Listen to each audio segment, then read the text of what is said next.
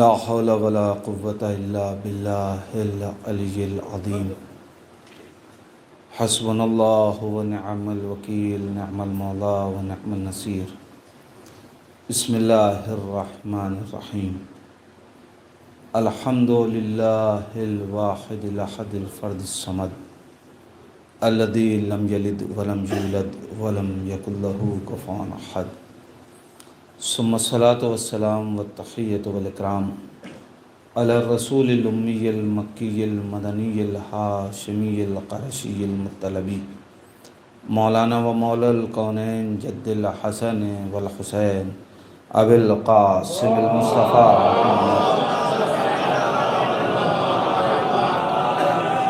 ولعنة الله على أعدائهم أجمعين من الآن إلى قيام يوم الدين وبعد يوم الدين اللهم لعن قاتلي فاطمة الزهراء سلام الله عليها اللهم لعن قتلة الحسين وأولاده وأصحابه أجمعين أما بعد فقد قال الله تعالى في القرآن الحكيم وهو أصدق الصادقين وقوله الحق بسم الله الرحمن الرحيم كل نفس ذائقة الموت صلوات پڑھیں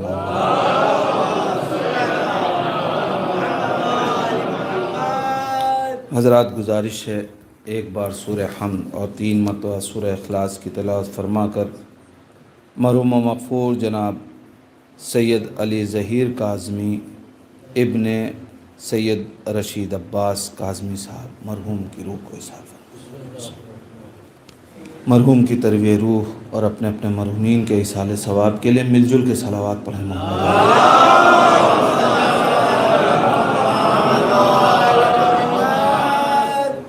عزیزان ایمان ایک جوان سال مرد مومن خادم سرکار سید الشہداء اور خادم بیت اللہ ایک ایسا شخص کہ جو کل تک ہمارے اور آپ کے ساتھ شانہ بشانہ رہا کرتا تھا، آج ہم نے اپنے شانوں پہ اٹھا کے اسے اس کی آخری آرامگاہ تک پہنچایا اور آج اسی کی مجلس غم برپا ہے۔ آنکھیں آبدیدہ ہیں، دل رو رہا ہے، ہم سب گریہ کناں ہیں، دوست اپنی دوستی کو یاد کر رہے ہیں، بزرگ ان کی نگاہوں میں ان کا وہ حسن اخلاق اور حسن عمل ہے، بھائیوں کی نگاہ میں ایک بھائی کا غم، بہنوں کی نگاہ میں ایک بہن کا فراق۔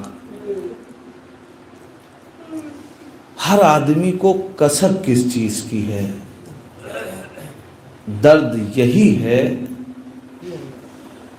کہ ہم ایک ایسے شخص سے بچھڑ گئے، ایک ایسی ذات سے دور ہو گئے جو ہم سے محبت کرتا تھا۔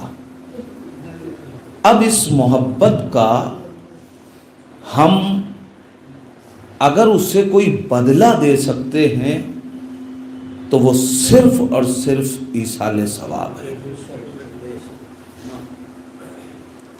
اور یہ ایصال ثواب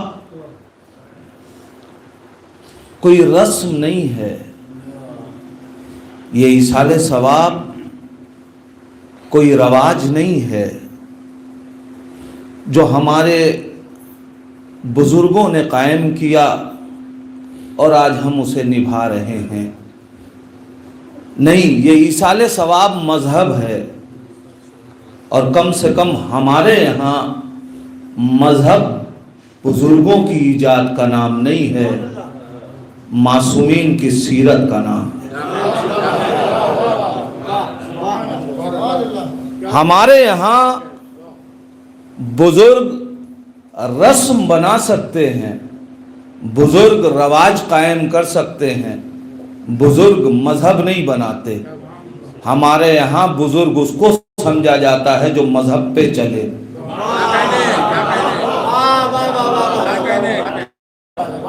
جو مذہب بنائے وہ بزرگ ہمارے یہاں نہیں ہے، اس لیے کہ ہم معصومین کی سیرت کو مذہب سمجھتے ہیں، اور جو معصومین کی سیرت پہ چلے ہم اسے بزرگ سمجھتے ہیں. ایک صلوات پڑھ دے محمد و آل محمد.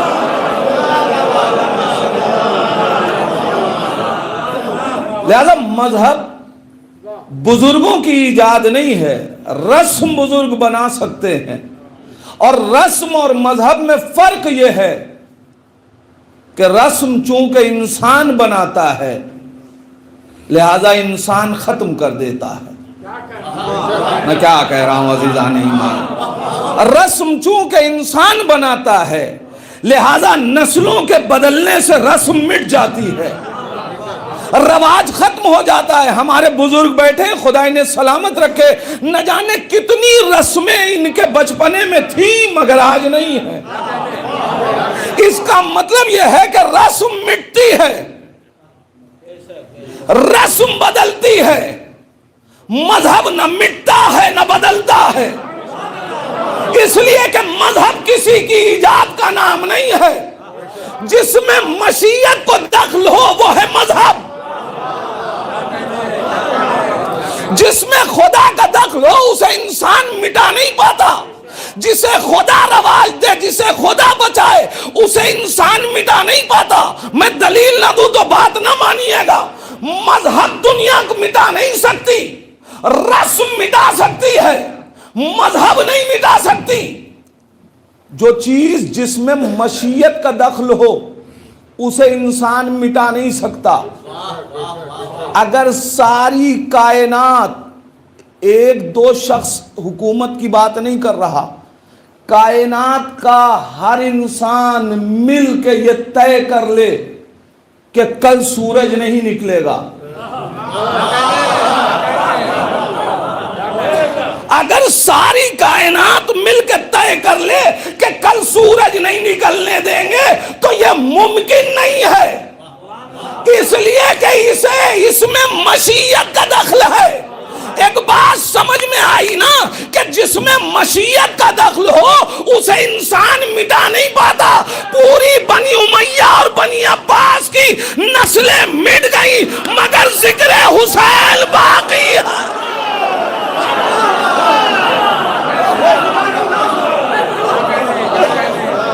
اب تو مانو کہ 1400 برس کے بعد بھی اگر مجلس حسین ہو رہی ہے تو اس میں ہمارا دخل نہیں ہے. مشیت کا ارادہ ہے اور یہ بات طے ہے جو ارادہ مشیت سے ٹکراتا ہے وہ ختم ہوتا ہے. اور ہم نے ہر دور میں دیکھا جو اہل بیت سے ٹکرایا وہ ختم ہو گیا. لہذا جس میں مشیت، تو یہ مجلسیں کوئی رسم نہیں ہے. رسم ہوتی تو نسلوں کے آنے سے بدل جاتی. ارے مجلس کی حیت تو بدل نہ سکی. کل بھی بیٹھنے والا فرش عزا پہ بیٹھ ہی کے سمجھتا تھا کہ مجلس ہوئی. کرسیوں پہ جلسے ہو سکتے ہیں، مجلسیں نہیں ہو سکتی. کیا کہہ رہا ہوں عزیزان ایمان؟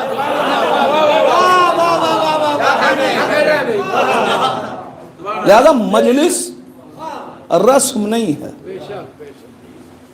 ابھی تک یہاں تک تو بات طے یہ ہو رہی ہے کہ یہ رسم نہیں ہے، مگر ہر آدمی کہے گا کہ دلیل کیا ہے کہ یہ ایصال ثواب، یہ ایک شکل ہے ایصال ثواب کی مجلس، ورنہ خود ایصال ثواب یہ رسم نہیں ہے، یہ مذہب ہے. اور میں پہلے ہی کہہ چکا کہ مذہب ہمارے بزرگ نہیں بناتے، معصوم بناتے ہیں. تو اب دنیا پوچھے گی نا کہ آپ نے اتنا بڑا دعویٰ کر دیا کہ مذہب ہے ایصال ثواب، تو اب ہمیں بتائیے کہ کس کی سیرت ہے ایصال ثواب؟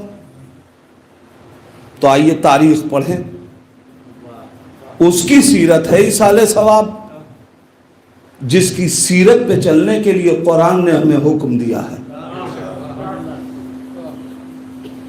الحمدللہ اس ممبر سے صرف دعویٰ نہیں ہوتا،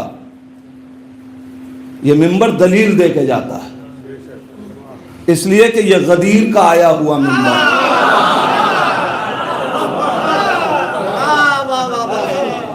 لہذا دلیل چاہیے۔ کوئی مسلمان ہو سکتا ہے کہ ہم سے پوچھ لے کہ آپ نے اتنا بڑا دعویٰ کیا کہ ایصال ثواب سیرت رسول ہے، تو اب ہمیں بتائیے کہ کہاں ہے رسول کی سیرت؟ نبی نے کبھی ایصال ثواب کیا؟ تو آئیے دیکھیے پیغمبر اسلام کی سیرت طیبہ پہ قلم اٹھانے والے ہر اس شخص نے جس نے نبی کریم کی مدنی تاریخ کو تحریر کیا۔ اب چونکہ شعراء اور ادبا بیٹھے ہیں، ادب نواز لوگ بیٹھے ہیں، لہذا ایک جملہ کہہ کے آگے بڑھوں گا۔ جس نے بھی میرے نبی کریم کی حیات طیبہ پہ قلم اٹھا کے اپنی سیاہی کو روشنائی میں بدلا،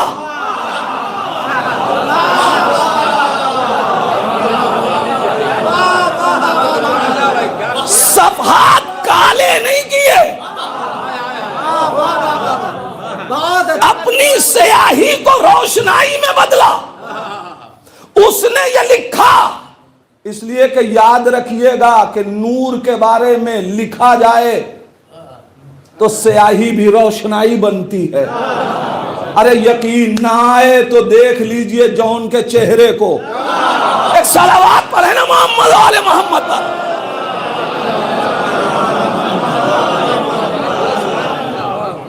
تو جس نے نبی کریم کی مدنی تاریخ لکھی، ہر ایک نے یہ تحریر کیا کہ مدینۃ الرسول میں میرے نبی کا وتیرہ یہ تھا کہ آپ روز بقیع کے قبرستان جایا کرتے تھے۔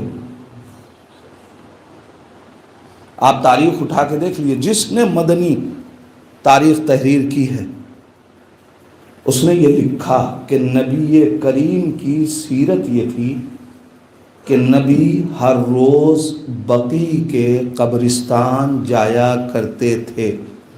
میں آپ سے پوچھنا چاہتا ہوں کہ مجھے بتائیے کہ نبی کیا کسی قبرستان کے رکھوالے کا نام ہے؟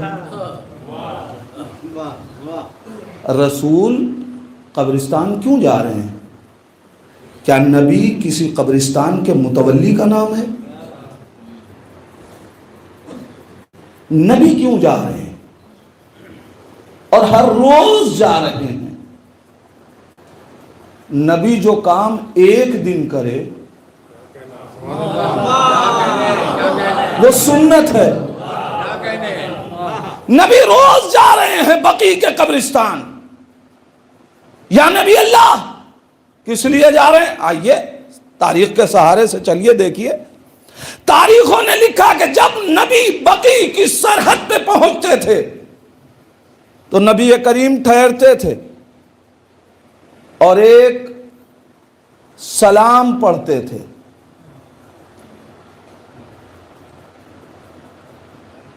قبرستان کی سرحد پہ کھڑے ہو کے نبی سلام پڑھتے تھے۔ آج زیادہ تر قبرستانوں کے گیٹ پہ وہ سلام تحریر ہے، مستحب ہے اس کا پڑھنا، سب نے لکھا ہے۔ نبی کیا کرتے تھے؟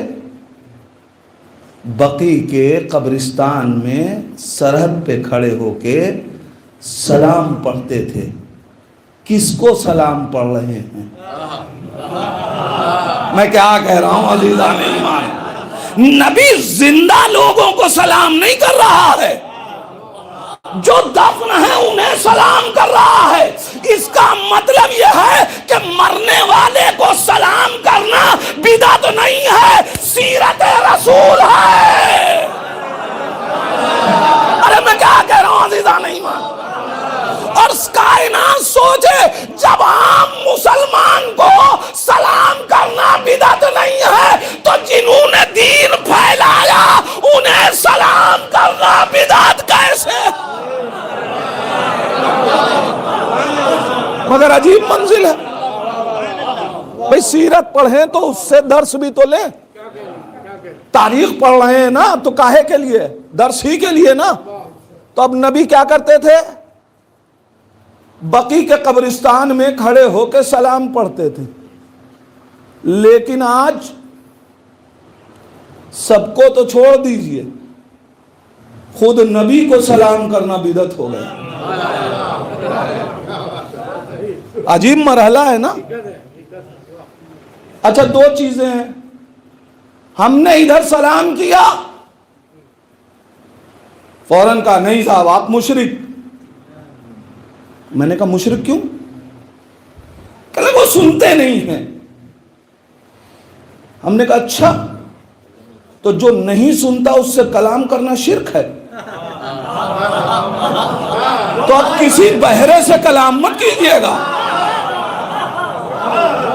بھئی دلیل یہی ہے نا کہ نہیں سنتے، یہ سنتے نہیں ہیں اس لیے شرک۔ تو اگر کسی کا نہ سننے سے گفتگو کرنا شرک ہے تو اب بہرے کو اس سے کلام نہ کیجیے، مشرک ہو جائیے گا، اس لیے کہ وہ بھی نہیں سنتا۔ یہ عجیب دلیل ہے۔ اچھا، میں آپ سے پوچھوں کہ اگر ہم دیوار سے، بہرا تو کان رکھتا ہے، دیوار سے بات کریں اور کوئی ہمیں بات کرتا ہوا دیکھے تو مشرک کہے گا؟ نہیں کہے گا مشرک، بلکہ معاشرہ کیا کہے گا؟ تکلف کی ضرورت نہیں ہے بھائی، زیادہ سے زیادہ یہی تو کہے گا کہ دیوانہ ہے۔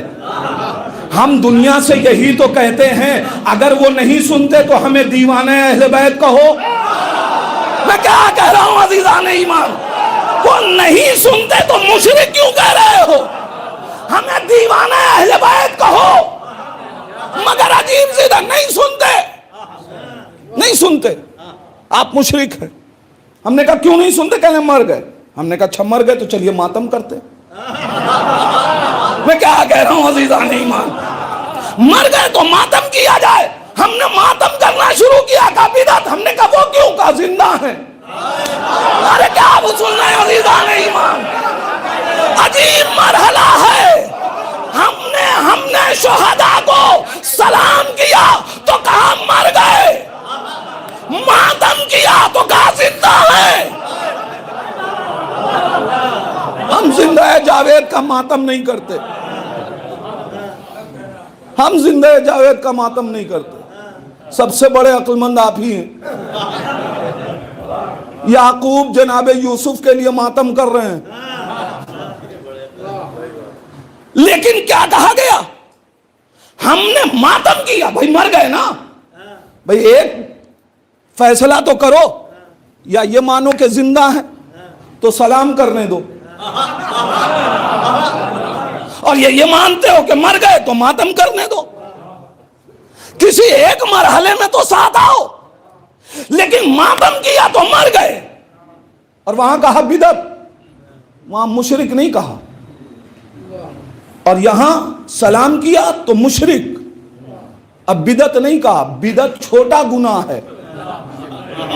میں کیا کہہ رہا ہوں عزیزان ایمان؟ شرک بڑا گناہ ہے، سب بخشا جائے گا، مشرک نہیں بخشا جائے گا۔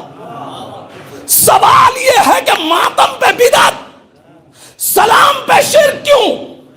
وجہ یہ ہے کہ جب ہم ماتم کرتے ہیں تو ایک تصور تو ذہن میں آتا ہے کہ چلو انہوں نے بھی مانا کہ مر گئے، فراق کا تصور تو آیا، یعنی ہم چاہتے تھے کہ انہیں جدا کر دیں اور یہ جدا ہو گئے، مگر سلام میں منصوبہ فیل ہو رہا ہے۔ جب ہم نے سلام کیا انہوں نے مارا، یہ تھا سوچ کے کہ مر گئے، ہمارا سلام بتا رہا ہے وہ زندہ ہے۔ پورا مشن فیل ہو گیا۔ لہذا کہ نہیں صاحب، عجیب ضد ہے، نہیں سنتے نہیں سنتے. ہم نے پوچھا آپ نے آج تک سلام کیا؟ 1400 برس سے جو قوم سلام کر رہی ہے اس سے پوچھو نا کہ سنتے ہیں کہ نہیں. آپ نے کبھی سلام بھی نہیں کیا اور یہ فیصلہ بھی آپ ہی کر رہے ہیں کہ نہیں سنتے. یہ ضد کاہے کی کہ نہیں سنتے، نہیں سنتے، یہ ضد کاہے کی. سلام ہم کر رہے ہیں، ہم پریشان نہیں ہوئے. بھئی ایک آدمی اگر ہمیں نہ سن رہا ہو ہم کتنی مرتبہ سلام کریں گے؟ آخر خاموش ہو جائیں گے نا. 1400 برس سے سلام کیا جا رہا ہے تو ہمیں نہ تھک کے خاموش ہونا چاہیے. سلام ہم کر رہے ہیں، پریشانی ادھر کیوں؟ اور عجیب ضد یہ ہے کہ نہیں سنتے نہیں سنتے نہیں سنتے. جب انہوں نے یہ ضد لگائی کہ نہیں سنتے تو ہم کو سوچنا پڑا کہ ذرا دیکھیں کوئی مسئلہ تو نہیں ہے. تو ہم نے یہ دیکھا کہ تاریخ میں ان کے بزرگوں کے سلام کا جواب نہیں ملا.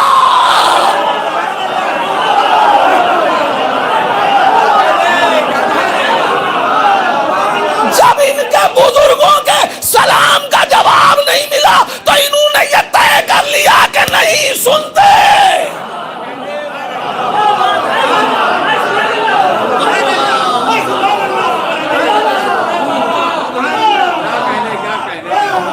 اب جا کے تاریخ سے آپ پوچھئے گا کہ کس نے سلام کیا، کس نے سلام کیا. مگر تاریخ نے لکھا، یہ صحیح کتاب کی صحیح روایت ہے کہ تاریخ نے لکھا کہ لوگ آئے جناب زہرا کے دروازے پہ، جناب سیدہ نے سلام کا جواب نہیں دیا. تو اب یہ نہیں کہا کہ جواب نہیں دیا، اس لیے کہ یہ کہیں کہ جواب نہیں دیا. تو اب دو ہی بات ہوگی. جی چاہتا ہے دستے ادب جوڑ کے بی بی سیدہ سے کہوں، اے بی بی، شریعت ماں نبی کی، شریعت ماں بیٹی، شریعت کا دستور یہ ہے کہ اگر کوئی مسلمان سلام کرے تو جواب سلام واجب ہے، سلام واجب نہیں ہے. سلام واجب نہیں ہے، جواب سلام واجب ہے. اے بی بی، اگر کوئی مسلمان سلام کرے تو شریعت کہہ رہی ہے جواب سلام واجب ہے. عجب نہیں سیدہ کہیں ہاں اگر کوئی مسلمان سلام سلامات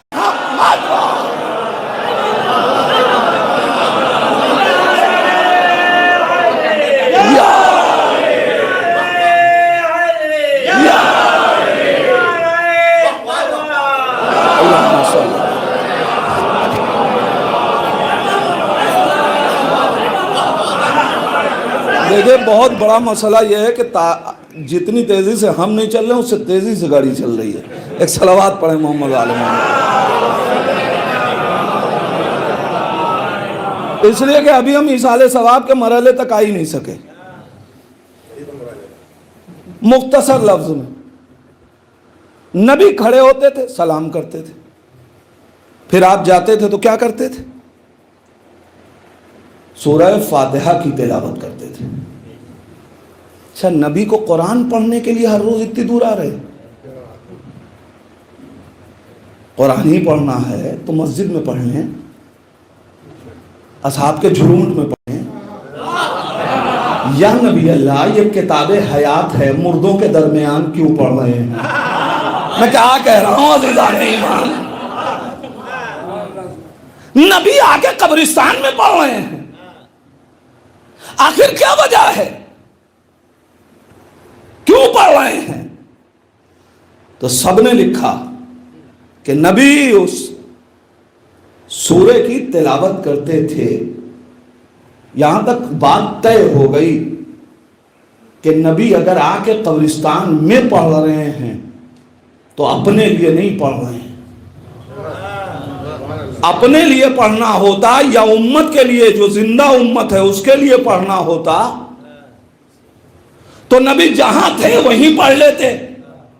تو یا تو یہ مانیے کہ نبی کی نگاہ میں اس امت سے زیادہ زندہ یہ ہیں. ارے میں کیا کہہ رہا ہوں عزیزان ایمان، کہ نبی ان کے درمیان پڑھنا گوارا کر رہے ہیں تو نبی کیوں پڑھ رہے ہیں؟ کہ اس کا ثواب ان کی ارواح کو دے رہے ہیں. کہاں تک بات طے ہوئی کہ جو کام نبی کرے وہ ہے سیرت. تو اب اگر نبی نے ایصال ثواب کیا تو ایصال ثواب سیرت ہے نا. نبی کی چھوٹی چھوٹی سیرتوں پہ عمل کرنے والا یہ بڑا بڑا مسلمان نبی کی اتنی بڑی سیرت پہ عمل کیوں نہیں کرتا؟ جب ایصال ثواب نبی کی سیرت ہے تو عالم اسلام کے ہر فرقے کو نبی کی سیرت پہ چلتے ہوئے اپنے مرحومین کو ایصال ثواب کرنا چاہیے، مگر عالم اسلام کا ہر فرقہ نہیں کرتا. وجہ کیا ہے؟ جب ہمارے ذہن میں یہ سوال اٹھا تو پھر ذہن نے یہی کہا اسی تاریخ کو اور غور سے پڑھو تو جواب ملے گا. ہم نے پھر غور کیا، مورخین نے لکھا کہ نبی کی سیرت یہ تھی کہ نبی ہر روز بقیع کے قبرستان جایا کرتے تھے. بقیع کے قبرستان جایا کرتے تھے، فاتحہ وہاں پڑھتے تھے. میں نے تاریخ لکھنے والوں سے پوچھا کہ یہ بتاؤ یہ بقیع کا قبرستان کیا ہے؟ تو سب نے لکھا کہ یہ مسلمانوں کا قبرستان. سیرت اب طے ہوئی، یہ مسلمانوں کا قبرستان. اس کا مطلب یہ ہے کہ نبی کی سیرت یہ ہے کہ جس کا مرنے والا مسلمان مرا ہو اسے ایصال ثواب کیا جائے گا. نبی کبھی کافروں کے قبرستان میں نہیں گئے، مشرکین کے قبرستان میں نہیں گئے. عزیزان ایمان، نبی نے مسلمانوں کے قبرستان میں ایصال ثواب کیا. یعنی جو اپنے مرنے والے کو مسلمان سمجھے گا وہ ایصال ثواب کرے گا.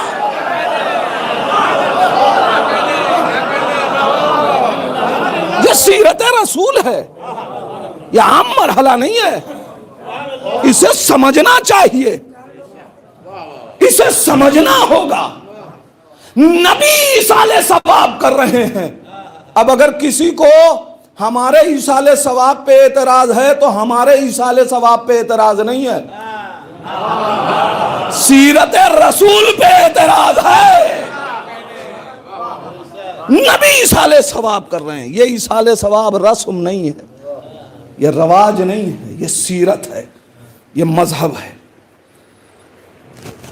کائے سے کیا جائے گا؟ جس کے پاس جو چیز ہے اس سے کرے. کن چیزوں سے کیا جائے گا؟ تلاوت سے، نماز سے، روزے سے، حج سے، اچھائی سے. یہ ہماری قسمت ہے کہ ہمارے پاس ایک اور شے ہے جسے مجلس حسین کہتے ہیں. مگر جو چیزیں مشترکہ ہیں اس سے سب سے کریں نا ایصال ثواب. پھر کیوں نہیں کرتے؟ اصل میں ایصال ثواب ہے.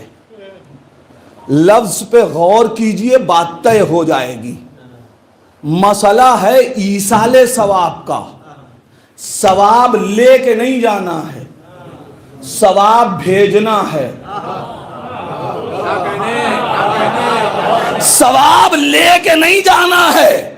نماز پڑھی خود، وہ لے کے جاؤ، روزہ جو خود رکھا لے کے جاؤ، حج جو خود کیا لے کے جاؤ، اچھائیاں جو خود کی وہ لے کے جاؤ، مگر اب تم لے نہیں جا سکتے، اب ہے مرحلہ بھیجنے کا، بھیجنے کے لیے وسیلہ چاہیے۔ عزیزان ایمان، اب جو وسیلے ہی کا منکر ہو وہ ایصال ثواب کیا کرے گا؟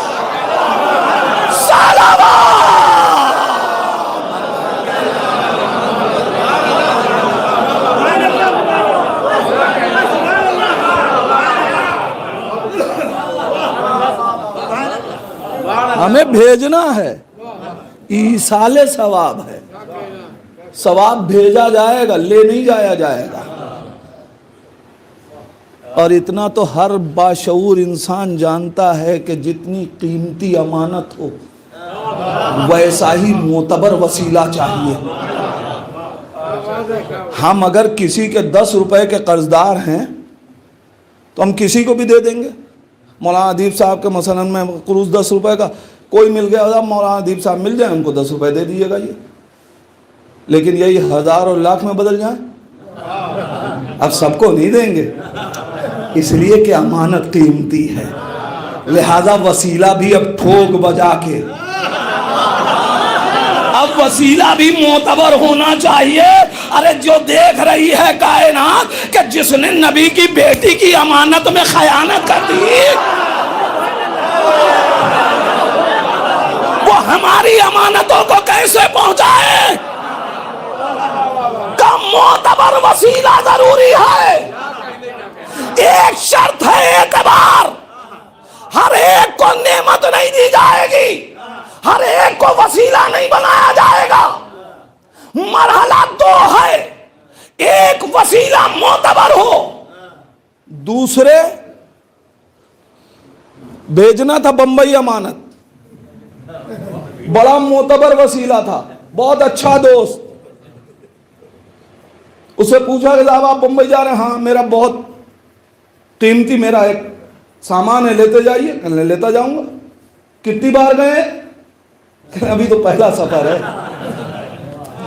اب آدمی نہیں سونپے گا، کہے گا نہیں صاحب آپ معتبر تو صحیح مگر آپ کو نہیں دیا جا سکتا۔ کہنے کہ کیوں؟ کہا اس لیے کہ آپ وہاں سے واقف نہیں ہیں، جہاں جانا ہے وہاں سے واقف نہیں ہے۔ ارے کوئی دوسرا ایصال ثواب کرے تو کیسے؟ اس لیے کہ سب زمینی ہیں، بھیجنا آسمان پہ ہے، سب زمینی ہیں، بھیجنا آسمان پہ ہے۔ کسی کے پاس ایسا وسیلہ تو ہو جو منبر پہ بیٹھ کے کہے میں زمین سے زیادہ آسمان کے رہا۔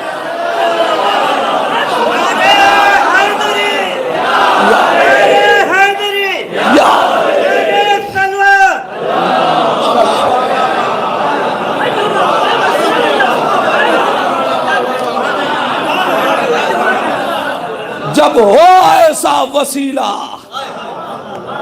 تو آدمی اعتبار کرتا ہے، اور اللہ کا لاکھ لاکھ شکر ہے کہ ہم وہ ہیں کہ شافع محشر ہیں 14 ایک محشر کے لیے۔ میں کیا کہہ رہا ہوں عزیزان،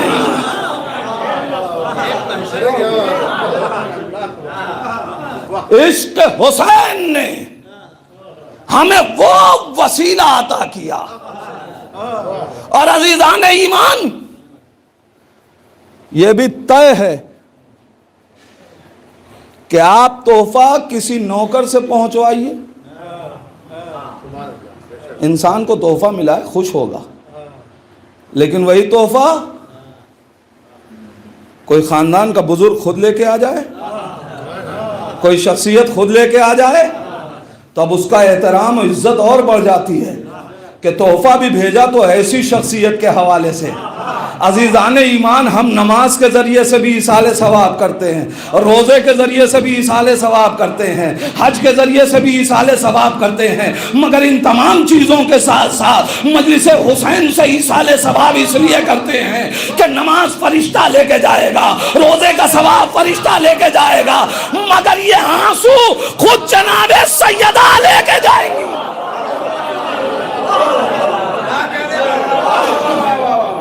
اور اب سوچئے کہ کتنا سکون ملتا ہے انسان کو۔ یہ محبت اس نے ہمیں کیا کچھ دیا ہے، ہم محسوس نہیں کر پاتے۔ اس محبت نے ہمیں کیا دے دیا، ہم سمجھ نہیں پاتے۔ ذاکر منبر پہ گیا، بیٹھتے ہی کہتا ہے حضرات فلاں صاحب کے لیے ایک بار سورہ ہم 3 مرتبہ سورہ اخلاص کی تلاوت کر ایصال ثواب کیجئے۔ مجلس میں کوئی ایسا ہوتا ہے کہ جو تلاوت نہ کرے؟ کوئی ہے ایسا؟ سب پڑھتے ہیں۔ یہ سب جب دنیا میں آئے تھے تو انہیں ان سوروں کا علم تھا؟ نہیں تھا۔ رٹا، یاد کیا، رٹنے اور یاد کرنے کے بعد اب کہا جاتا ہے تو سب پڑھتے ہیں۔ مجلس میں صرف ہم آپ نہیں ہوتے، وہ بھی تو ہوتے ہیں جن کے گھر قرآن اترا، تو جب رٹنے والا پڑھ رہا ہو تو جس کے گھر اترا ہے وہ کیا نہیں پڑھ رہا ہوگا؟ اب ذرا سوچئے، جسے فاطمہ کو سورہ پڑھ کے بخش دے، جسے حسنین سورہ پڑھ کے بخش دے، جسے رسول سورہ پڑھ کے بخش دے، جسے علی سورہ پڑھ کے بخش دے،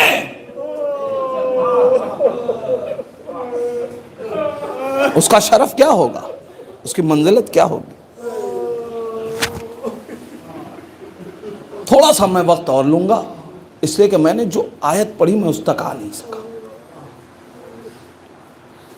مجلس چہلم اور ایصال ثواب کے سلسلے میں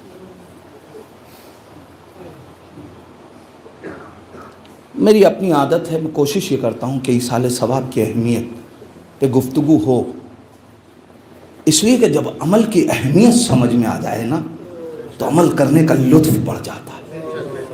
معرفت کے ساتھ جب ہو کام،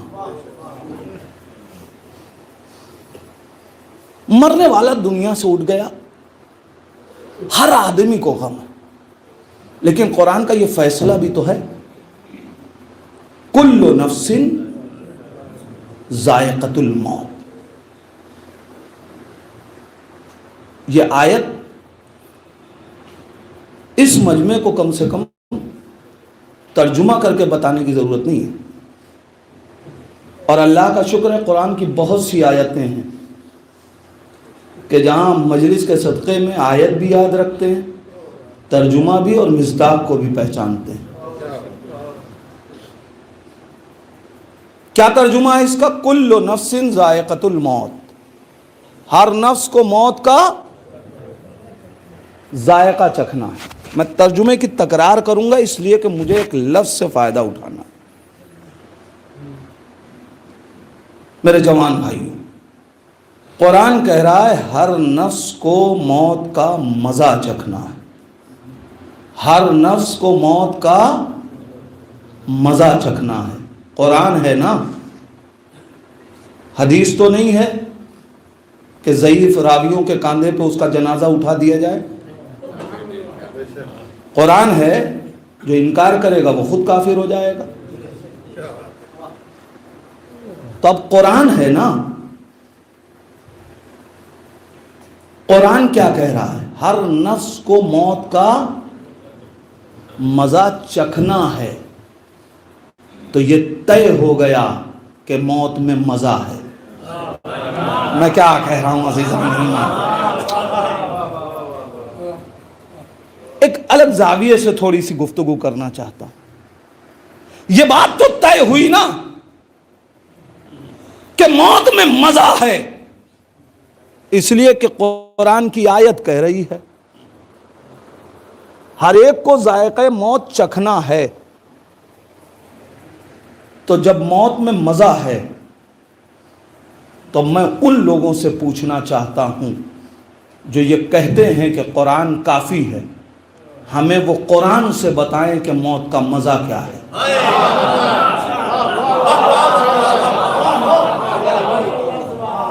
موت میں مزہ ہے یہ تو قرآن نے کہہ دیا، تو اب ہمیں قرآن سے بتائیے کہ موت میں مزہ کیا ہے. یہ مزہ بتائے تو کوئی. ہو سکتا ہے کہ کوئی پلٹ کے کہے مولانا کیا قرآن کوئی مزہ بتانے والی کتاب ہے کہ جو ذائقہ بتائے گی؟ تو میں پلٹ کے اس سے پوچھوں گا اگر قرآن ذائقہ نہیں بتاتی تو یہ بتائیے کہ جنت کی نعمتوں کا ذائقہ قرآن نے کیوں بتایا؟ جہنم کا ذائقہ قرآن نے کیوں لکھا؟ آپ ذرا بتائیں نا. اگر وہاں کے جنت کی نعمتوں کا اور جہنم کے اس گرم گرم سوپ کا مزہ قرآن بتا سکتا ہے تو کیا جنت سب کو ملنی ہے؟ سب کو ملے گی؟ ہر فرقہ اتنا تو مانتا ہے کہ 73 فرقے ہیں جس میں 72 جہنم میں جائیں گے. تو جو سب کو نہیں ملنی ہے اس کا تو ذائقہ بتائے. اور موت تو سب کو آنی ہے نا. تو آپ قرآن سے ہمیں ذائقہ موت بتائیے. قسم خدا کی پورا عالم اسلام مل کے اگر کربلا نہ آئے تو ذائقہ موت معلوم نہ ہو. کسی کو ذائقہ موت معلوم نہ ہو اگر وہ کربلا نہ آئے. اب آئیے کربلا پڑھیے. تاریخ بتا رہی ہے کہ سرکار سید الشہداء نے جناب قاسم سے کہا. جناب قاسم نے جس وقت کہا چل جان کیا میرا نام محضر شہادت میں نہیں ہے، حسین نے سوال کیا یا بنیا کیف الموت عندک، اے میرے لال قاسم موت تمہارے نزدیک کیسی ہے؟ دیکھیے امام حسین کا سوال ہے، معصوم کا سوال ہے، اور معصوم آغوش میں پلنے والے سے ہے، لہذا لفظیں یوں ہی نہیں ہیں. یا بنیا کیف الموت عندک، حسین نے یہ نہیں کہا یا بنیا کیف الموت، اے میرے لال موت کیسی ہے، موت کا ذائقہ کیا ہے. ایک شرط لگائی تمہارے نزدیک. اس کا مطلب یہ ہے کہ قاسم جو ذائقہ بتائیں گے وہ کربلائیوں کی موت کا ہوگا. جناب قاسم کربلائیوں کی موت کا ذائقہ بتائیں گے تو ہم کربلائیوں کو اپنی موت کا ذائقہ تو معلوم ہو گیا. اب آپ اپنے بزرگوں سے پوچھئے کہ ذائقہ موت کیا ہے. کیف الموت عندک، میرے لال قاسم موت کا ذائقہ کیا ہے؟ جناب قاسم کہتے ہیں احلا من العسل، شہد سے زیادہ شیریں.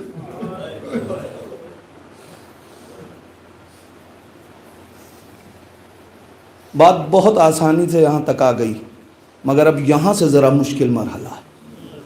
میں آپ سے یہ پوچھنا چاہتا ہوں، مجھے یہ بتائیے کسی شے کا ذائقہ بتانے کا حق کس کو ہے؟ جس نے وہ شے چکھی ہو. حسین نے قاسم کی لاش سے نہیں پوچھا، قاسم کی حیات میں پوچھا. ذائقہ بتانے کا حق اس کو ہے جس نے ذائقہ چکھا ہو. اگر ذائقہ نہیں چکھا تو بتانے کا حق نہیں، اور بتائے تو معتبر نہیں. عقل کہہ رہی ہے کہ جس نے ذائقہ نہیں چکھا وہ بتائے تو معتبر نہیں، عقیدہ کہہ رہا ہے کہ قاسم نے بتایا ہے تو معتبر ہے. اس مرحلے کو طے کرنا ہے. ذائقہ اسے بتانے کا حق ہے کہ جس نے چکھا ہو. قرآن کہہ رہا ہے ہر نفس کو موت کا مزہ چکھنا ہے. قرآن نبی کے زمانے میں نازل ہوا.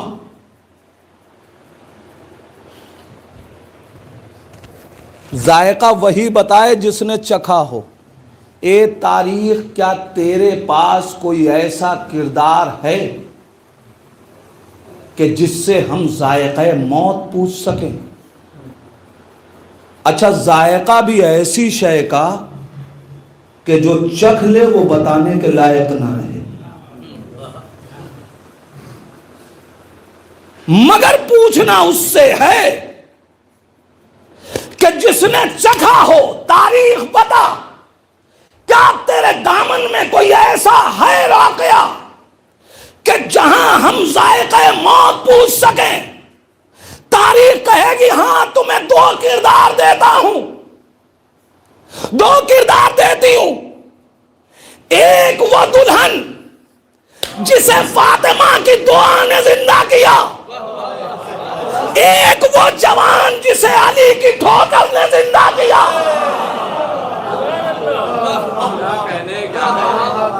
کائنات ان 2 کرداروں سے جا کے ذائقہ موت پوچھے.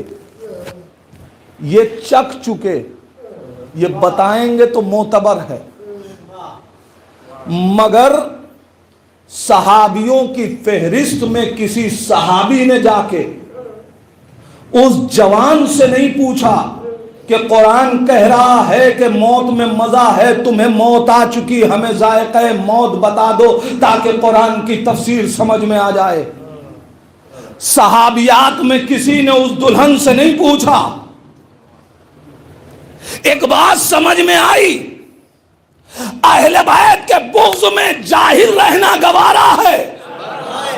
فضیلت اہل بیت کے ساتھ قرآن کی تفسیر گوارا نہیں. آپ کہیں گے صاحب اس میں فضیلت اہل بیت کا کیا رخ؟ مرحلہ یہ تھا کہ اگر کوئی جا کے اس دلہن سے پوچھتی خاتون کہ ذائقہ موت کیا ہے اور وہ ذائقہ بتاتی، اور یہ جا کر کے راویہ بن کے اسے بیان کرتی کہ موت کا ذائقہ یہ ہے، تو لوگ پوچھتے کہ آپ کو کیسے معلوم؟ جواب دیتی ہوں اس دلہن نے بتایا. کہا جب وہ زندہ ہے تو بتایا کیسے؟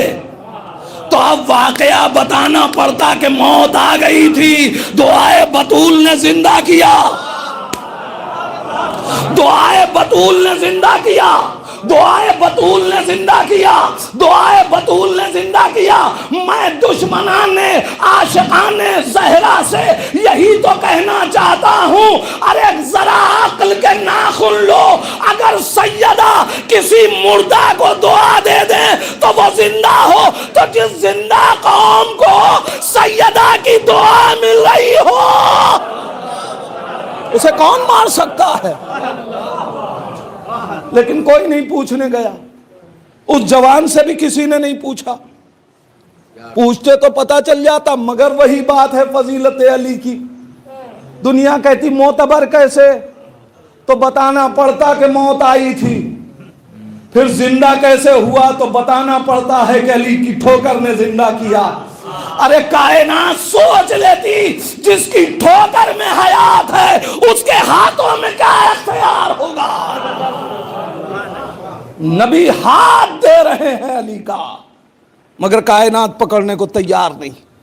بس عزیزان ایمان، میں گفتگو نامکمل روک رہا ہوں، مگر یہ بات طے کیسے ہو کہ جناب قاسم نے جو ذائقہ بتایا وہ معتبر.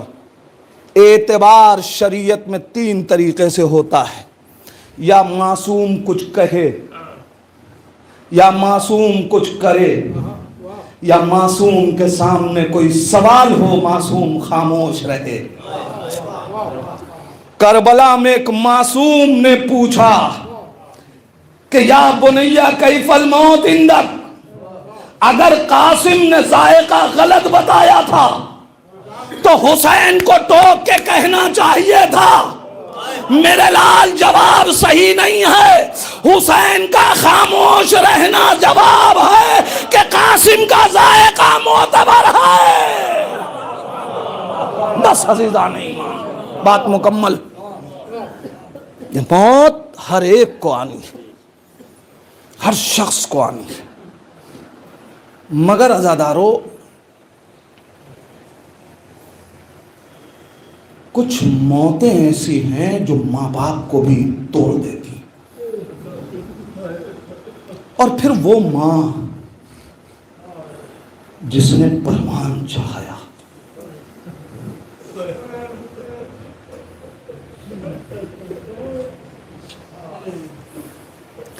بہت سخت ہے عزادارو۔ کوئی جوان کسی کی ماں کے سامنے دنیا سے چلا جائے، ماں کے لیے بہت سخت ہے، لیکن انصاف سے بتائیے، کسی کا بھائی دنیا سے اٹھے، ہم کیا کرتے ہیں؟ فوراً اسے سہارا دینے کے لیے کہتے ہیں کربلا کے اس بھائی کو یاد کرو جس کو بہن کے سامنے ذبح کر دیا گیا۔ بات بیٹوں کی آئے تو ہم کہتے ہیں اس ماں کو یاد کرو جس نے کربلا میں اپنے جوان بیٹے کے سینے پہ پرچی کا پھل دیکھا۔ بات باپ کی آ جائے، بیٹا یتیم ہو جائے تو ہم کہتے ہیں سید سجاد کی غربت کو یاد کرو، تم نے اپنے بابا کو غسل دے لیا، کفن دے لیا، مگر ہائے سید سجاد کی غربت۔ بیٹی یتیم ہو جائے تو ہم سکینہ کا خیال دلاتے ہیں کہ تم جب رو رہی تھی اپنی باپ کی یتیمی نے تو تمہیں گلے سے لگایا جا رہا تھا، اس 4 برس کی یتیمہ کو یاد کرو جسے تماچے مارے جا رہے تھے۔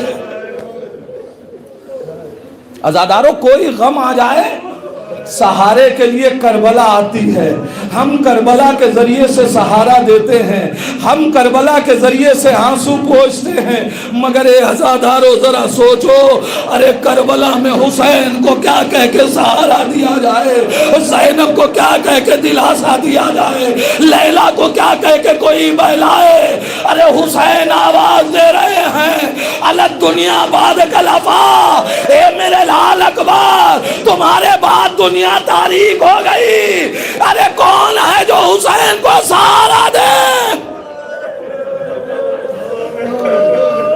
عزادارو کربلا میں کون ہے زینب کو دلاسا دے، سید سجاد کو دلاسا دے؟ ہاں مدینے میں جب آ کے منہال نے امام کو سہارا دیا بھی تو یہ نہیں کہہ کے کہ فلاں کا غم یاد کیجئے، کہا آقا شہادت تو آپ کی میراث ہے۔ سید سجاد آواز دیتے اے منہال شہادت ہماری میراث ہے، مگر ماں بہنوں کا پیردہ شام کے دربار۔ جزاک اللہ عزادارو، بس 2-4 جملے مجلس ختم کر رہا ہوں۔ ایک جوان بیٹا دنیا سے اٹھ گیا، ماں تڑپ رہی ہے۔ آپ جانتے ہیں مائیں ہوں، بہنیں ہوں، بھائیوں کو پریشان دیکھ نہیں پاتی۔ نہیں، جملہ احساس کرنا میرے جوان بھائیوں، جب محرم آتا ہے حسین کے غم میں زنجیر کر کے جب گھروں میں خونالود لباس پہن کے اپنے قدموں سے چلتے ہوئے جاتے ہو نا، بہنیں آنکھ بند کر لیتی ہیں، بھیا پہلے یہ لباس اتارو، مائیں آنکھوں کو بند کر لیتی ہیں، میرے لال پہلے یہ خون بھرا لباس اتارو۔ کیا سن رہے ہو عزادارو؟ ارے تم اپنے قدموں سے چل کے جاتے ہو، ماں بہنوں سے دیکھا نہیں جاتا۔ ہائے کربلا، جب حسین جوان کا لاشا لے کے خیمے میں آئے، ارے کیسے برداشت کیا؟ سکینہ جزاکم ربکم. بس ازادارو مجلس ختم کر رہا ہوں. ایک ماں کے لیے بڑا سخت ہوتا ہے، مگر اس ماں سے اتنا کہوں گا کہ جب آپ کا بیٹا مر گیا، آپ کے بیٹے کی دنیا سے رحلت کی خبر آپ کو ملی تو بڑے اطمینان سے بتایا گیا، آپ کو گلے سے لگایا گیا، پرسہ دینے والے پرسہ دینے کے لیے اس ماحول میں بھی آپ کے گھر میں آئے، مگر اللہ ارے لیلا کیا کرے، جوان بیٹا سر نوکے نیزہ پہ، ماں دیکھ رہی ہے، اے میرے لال میں نے خواب دیکھا تھا اس چہرے پہ سیرا سجاؤں گی، اے میرے لال اکبر تمہارا سر نوکے نیزہ پہ، ماں اسیر ہے، بے ردا ہے، منادی کی ندائیں ہیں، یہ نبی زادیاں ہیں. انا للہ وَإِنَّا إِلَيْهِ رَاجِعُونَ. رضاً بقضائه وتسلیما. بارے تجھے واسطہ ہے محمد والے محمد کا، ان آوازوں پہ اپنی رحمت نازل فرما. میرے پروردگار، قوم کے ایک جوان کی مجلس غم ہے، بارے الہ اس قوم کے جوانوں کو اپنے حفظ و امان میں رکھ. میرے پروردگار تجھے واسطہ ہے محمد والے محمد کا، جس جوان کے اصحار ثواب کی مجلس ہے اسے غلام علی اکبر بنا کے مشہور کرنا. میرے پروردگار تجھے واسطہ ہے لیلا کے غم کا، ضعیف ماں کو پروردگار سکون عطا فرما. میرے اللہ تجھے واسطہ ہے محمد والے محمد کا، جہاں جہاں بھی اہل بیت کے چاہنے والے ان کی جان مال عزت آبرو کی حفاظت فرما. اے میرے پروردگار دعاؤں میں دعا ہے اس وبا کو جلد از جلد ختم کر دے تاکہ ہم پورے تجھ کو احتشام کے ساتھ اس برس حسین کا غم منا سکیں. میرے پروردگار تجھے واسطہ ہے محمد والے محمد کا، اہل بیت کے چاہنے والوں کی حفاظت فرما. راستوں کو فراہم کر، یہ آنکھیں غم اہل بیت میں نمناک ہوئی. میرے اللہ ان آنکھوں کو اس وقت تک بند نہ کرنا جب تک یہ کربلا کی زیارت نہ کرے. میرا پروردگار تجھے واسطہ ہے محمد والے محمد کا، علماء کرام آیات اعظام کا سایہ ہمارے سروں پہ سلامت رکھ. پروردگار دعاؤں میں دعا ہے وارث حسین امام زمانہ کے ظہور میں تعجیل فرما. اندر ظہور اتنی توفیق دے کہ ہم اپنے امام کو پہچان سکیں. اسی امام کا واسطہ ہم کو ان کے عوام انصار میں شمار فرما. ربنا تقبل منا انکا انت السمیع الدعا. آپ حضرات سے پھر گزارش ہے ایک بار اور سورہ حمد 3 مرتبہ سورہ اخلاص کی تلاوت فرما کر مرحوم مغفور جناب سید علی ظہیر کاظمی ابن سید رشید عباس کاظمی مرحوم کی روح کو ایصال فرما.